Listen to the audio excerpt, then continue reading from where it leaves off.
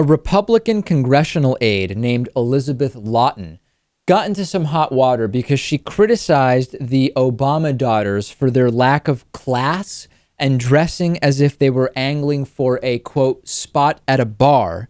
It turns out that she was once arrested for larceny during her own, quote, awful teenage years, according to court records. In a November 27th Facebook post, Elizabeth Lauten criticized Sasha and Malia Obama because they looked bored during President Obama's pardoning of turkeys before Thanksgiving, because of how they were dressed, etc., etc. And it turns out, according to documents, that she also suffered from what would be characterized, arguably, as an equal lack of class when she was younger. It turns out that she was caught shoplifting in a mall, misdemeanor larceny, according to court records, when she was 17, stealing from a Belk department store in her North Carolina hometown. Lewis, if she is going to criticize Sasha and Malia Obama, which I think anyway should kind of be out of bounds, I think it was a completely classless criticism, she should also recognize that she herself would have been guilty of that same lack of class when she was 17. I don't know that she's too eager to talk about that, though. Yeah, perhaps even more so. I mean, is looking bored during a turkey pardoning really that much of an offense?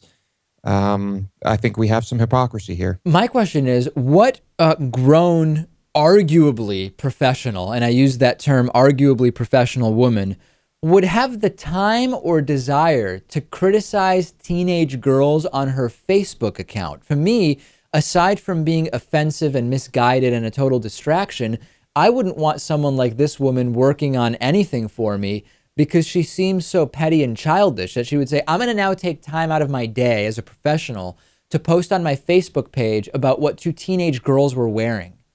Maybe that's her job. I don't know. Maybe she gets paid to do nonsense like this. There are people who do, unfortunately. Do you think, Lewis, any criticism of the children of elected officials should be off limits before they're 18 years old?